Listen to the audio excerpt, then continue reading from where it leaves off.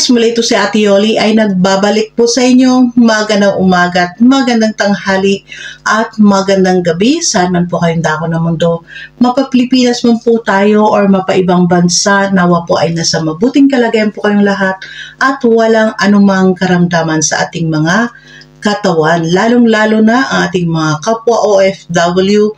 Mag-ingat po tayo dahil may mga mahal po tayo sa buhay na naghihintay po sa atin sa Pilipinas. Ganon din po ang ating mga mami, mga daddy, ati, kuya, tito, tita, lolo't lola. Mag-ingat po tayo dahil mas maganda po ang dobleng ingat po tayo sa ating buhay. Di po ba?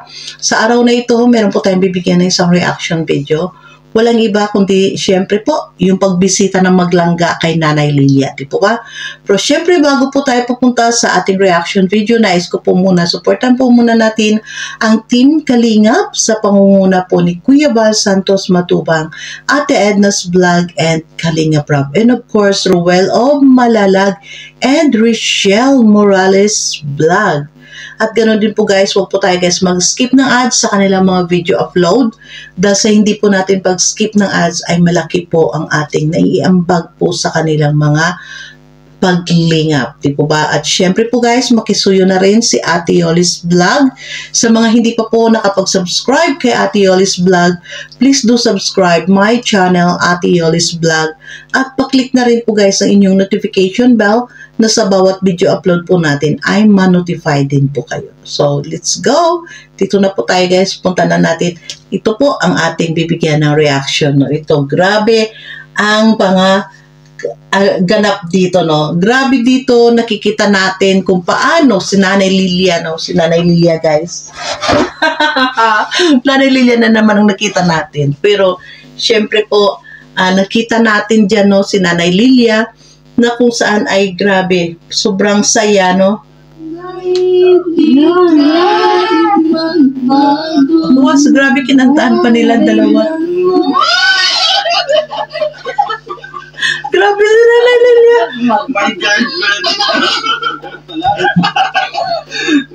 Imagine nyo guys, si Nanay Lilia sa edad niya, kinikilig siya sa dalawa. Kinikilig na kilig siya, no? Ayan, dito sa gilid natin. Diyan, dito lang guys, gilid natin, no? Yung bahay ni Nanay Lilia ay talagang naumpisahan na nga ni Nala Ruel, no? Andyan, parang kailan lang, no, nabablog sila, pero ayun, naumpisahan na yung bahay. Isa po sila sa isa sila sa napakaswerte ni Nanay Lilia dahil isa po siya sa napili ni Ruel at nilangga na pabahayan, na kung saan ay congratulations po pala sa pamilya ng Crow Reps na siya po ang nag-sponsor dito sa kanilang pabahay. At dito nakita natin guys, no, na talagang pinakita nga dyan nilang gaano kung gaano kalaki dahil sa ni Nanay Lilia, tamang-tama lang po yung bahay na ganyan kalaki ang ipagawa kay Nanay Lilia. Matibay, yun na ay grabe. Makita natin dito na grabe yung si Richelle, kung paano silang minahal ng mga tao. Dahil dito nakikita nyo, may nakikita tayo guys na parang iba ang way ng kanilang pagbablog nilang at ni Richelle, ni Ruel at ni Richelle, no? Nakita natin dyan na yung mga yakap. Ayan, mga yakap nga ni Richelle ay grabe. So, dito nga guys, nakita natin kung paano talaga yung makeup, silangga dito talagang yung ano mo ba talaga sa kanya na kung gaano niya talaga minahal yung si Nanay Lilia, yung mga yakap niya, yung sabi niya, alam mo ba Nay, na-miss kita, di ba? Sabi nga Nanay Lilia ay hindi kita naalala, di ba? Kasi matanda na nga, hindi niya si Richelle, kung kailan si Richelle huling bumalik sa kanya, di ba? Dahil syempre, pero nakita natin dyan guys, no, nakita natin ang mga yakap ni Nanay Lilia kay Richelle, no, na sabi niya mahal kita kasi mapait ka, maganda ka, yung hagod-hagurin niya yung ulo ni Richelle dahil yun nga ay pinapawis na, no. Tapos dito natin makita si Richelle, no, na talagang ang way ng kanilang pag-vlog, dalawa ni Ruel, ay talagang grabe guys. Yung mga yakap nila kay Nanay Lilia, yakap ni Rochelle, tapos nakita natin yung yumakap si Rochelle, no? Tapos yung bata lumapit din, napayakap din na ganyan. Doon mo makita na kung gaano siya kalapit sa mga tao, si Rochelle. Malapit siya sa mga tao. At dito natin guys nakita na sobrang saya, napakasaya nito ng vlog na ito ni Ruel, dahil nandun yung pagpapasaya sa kay Nanay Lilia, pinasasaya nila, at the same time ay natutulungan na nila sa Nanay Lilia na pagbigyan na mapagawa ng bahay, di ba? At doon nakakalungkot nga na nang sinabi niya dito no na tinanong ko anong masabi ni Nanay Lilia, na dahil nga doon nga ay tinatanongan ni Ruel no ano masasabi ng mga kapitbahay niya na yan ngayon ay napagawa na siya ng bahay. Yun nga sabi ni Nanay Lilia na yung iba ay nagsasabi sa kanya ng hindi maganda, na kumbaga ay nag-aasa na lang. Siyempre po wala na po talagang maaasahan yung matanda, kundi si Ruel na lang. Dahil ito malaking pasalamat, nakita naman natin kung ano yung bahay ni Nanay Lilia, sirang-sira na no. At wala namang ibang makatulong sa kanya ngayon kundi mga charity vlogger like Ruel of Malalag and Rochelle, dahil yun nga sa kahirapan ng buhay, hirap ng buhay ni Nanay Lilia ay talagang hindi na po talaga mapaayos din niya. Dito nalaman natin guys, nalaman din natin na si Nanay Lilia ay nag-iisa na lamang sa buhay, dahil siya ay dalawa lamang silang magkapatid na anak ng kanilang magulang, at namatay na yung kapatid niya no, nag-iisa na lamang po siya sa buhay, diba? At yun nga, may mga kasama siya ako, at dito natawa tayo. Natawa ko sobrang. Ito yung nakakaiba ng mga vlog ngayon. Kung may napapansin po kayo mga kalangga, ang mga vlog ngayon ni Dodong at saka ni Rochelle, no, may mapansin kayo ay kasama ang kilig, no? Kasama ang kilig na yun nga, tinutukso dito ni Ruel no, na sabi magkapatid lamang sila nilangga. Ayun o, may nahawakan niya sa cheeks, may nahawa ito na ulo, no? Tapos may inaaksta siya na halikan. Si Nanay Lilia talagang kinikilig din na sumisigaw, no? So maganda pala si Nanay Lilia palaging nasa tabi, no, ni na Rochelle at Ruel, dahil hindi si Ruel makahalik din talaga si Nanay Lilia, mapasigaw talaga ng todo si Nanay Lilia dito. So nila, grabe, dahil ito si Dodong talaga is tuwang-tuwa. At dito po noon masabi ko po pala sa atin, sa mga viewers, ito po ay disclaimer po lamang po ito, no? Ito ay kanilang pinapasaya po lamang si Nanay Lilia. Yung pagtutukso po dito kay Kuya Alpi, no? Ito ay way lamang po ito na maging mapasaya si Nanay Lilia. Huwag niyo pong seryosohin po, no? Huwag po natin seryosohin. Dahil ito ay disclaimer lamang po to sa mga manonood.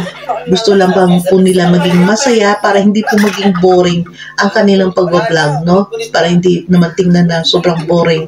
Yung alam natin, yung klase ng pag-vlog ng charity ay hindi rin po madali.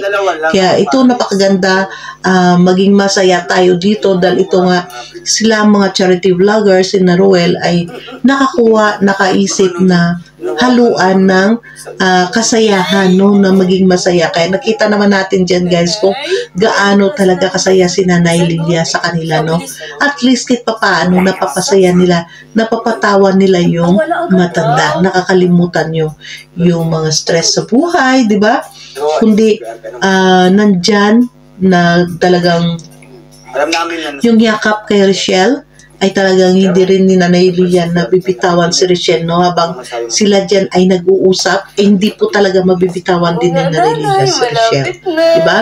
At dito nakakatawa, dahil yun nga sabi nila nga na siya lang ang nakakapagpaamin dito kay Nanay Lilia, diba? Alam na kita naman natin kahit anong gawin ni Alpi, no? Kuya Alpi ay ayaw talaga ni Nanay Lilia, pero dito grabe sila nga, iba yung karisma ni Rochelle nila gano na mapasunod si Nanay Lilia na magsabi din na I love you Alpi, I love you Alpi. Kaya nakakatawa siya dito guys.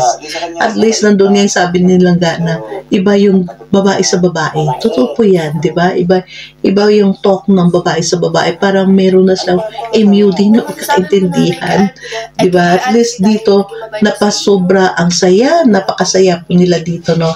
Dahil dito makikita talaga kung gaano talaga ni Richelle, si Richelle dito naging, parang makikita mo yung ano dito ni Richelle, parang ang akto niya ay parang tunay niya na lola, no? Tunay na lola niya si Nanay Lilia. Diba? Dahil nakita niyo guys, the way siya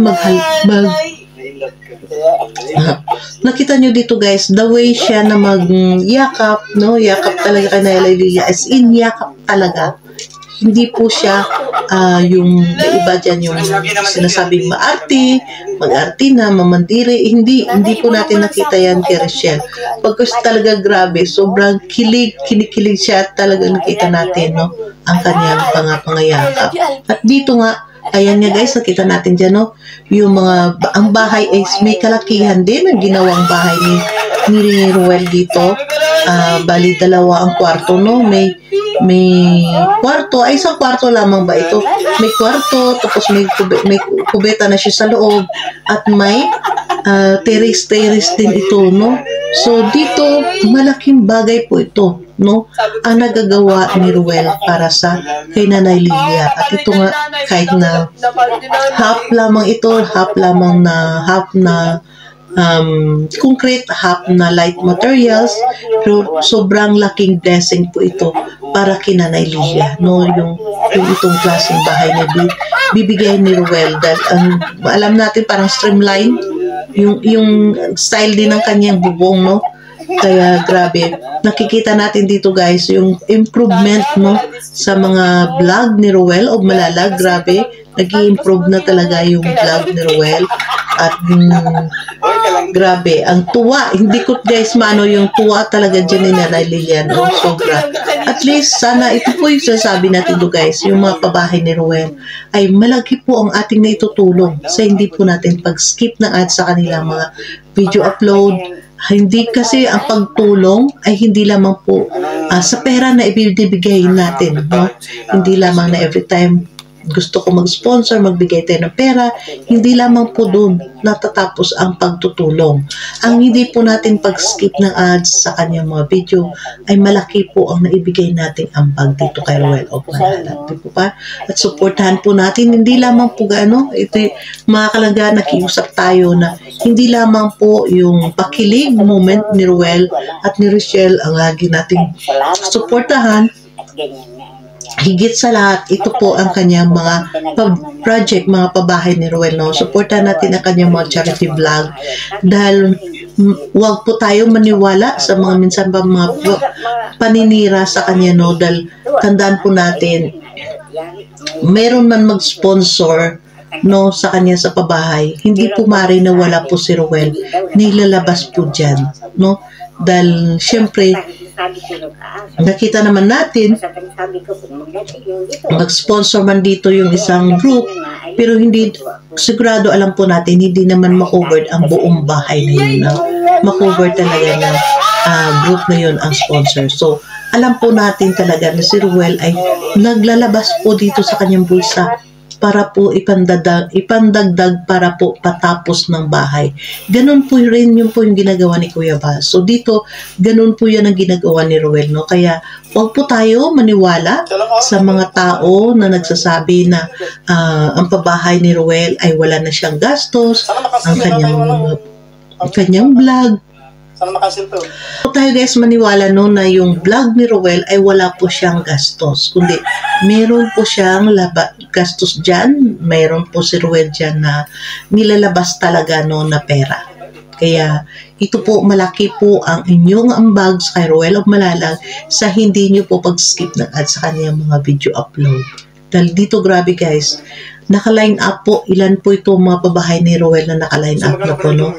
So, supportahan po natin siya dahil, syempre, gaya po na sinasabi, no, na gaya na sasabi ni Ruel sa amin na ang pag-reaction ay hindi lamang puro sa pakilig, no? Kundi i-balance po natin dahil syempre po sila ay charity vlogger, di ba? Kaya grabe. Hindi ako makaget over dito guys. Sa kilig talaga yung grabe yung si Richelle at si Ruel na magsabi na kay nanay no, na magkapatid lang kami na, tapos mag-akma siyang halik talaga si nanay, sisigaw na grabing titili ni nanay. At dito matawa kayo dahil ang ginawa pa ni Ruel no na panuklay kay Nanay Lilia ay tinidor, ang plastic na tinidor. So, dito nakita natin yung the way pag-treat ni Ruel, ang treatment ni Ruel, pag-treat ni Ruel sa kanya mga binablog ay talagang as in parang pamilya, parang tunay na lola din, di ba? Hindi po natin nakita na medyo parang nandiri sila, hindi. Nakita po natin at dito, grabe yung binigyan niya pa dito ng pera, tapos parang may dinalhan niya dito guys ng ng 1 kilong karne. Dahil yun po yung kanyang hinihiling ni Nanay Lilia na gusto niya kumain ng karne ng baka, di ba? So, grabe. Yun na wala akong masabi dito. Grabe. At tayo din po nakita natin yung improvement, no, ng mga pag-vlog ni Ruel. Grabe, ang ganda po ng improvement ng kanyang pag-vlog. So, yun po. Isa po yan guys sa mga trinabaho ng kanyang mga reactors na kung paano siya matulungan to improve ang kanyang pagbablog, no? Dahil syempre gusto po natin yung safety ni Ruel palagi. Diba? So, thank you so much and God bless everyone. Mag-ingat po kayo kahit saan man bansa po kayo guys dahil may mga mahal po tayo sa buhay na naghihintay po sa atin. Ayan, naluwa na yung mata ko dahil ako po ay hindi pa po talaga tayo fully recovered sa sakit natin. Kaya, sige lang, dahil po sa inyo, naggawa tayo ng reaction. Kaya, hanggang dito na lamang tayo. Huwag muna tayo magpapuyat ng gusto, no? Dahil syempre po, inaalala din po natin ang ating kalusugan. So, ano man po ang ating upload, please po, support Ate Yoli sa mga hindi pa po, nuulit po, sa mga hindi pa po nakapag-subscribe kay Ate Yoli's Vlog. Please do subscribe my channel Ate Yoli's Vlog at pa-click na rin po guys na inyong notification bell na sa bawat video upload po natin ay ma-notify din po kayo. At syempre po, pa-support po ng aking mga co-reactors dito sa road. Lahat po kami at may bago po tayo, no? May bago po tayong kasamaan dito sa road. May kasamaan po tayo ng mga reactors. Maybe next time po mag-update po ako guys. So, thank you so much and God bless everyone. Bye!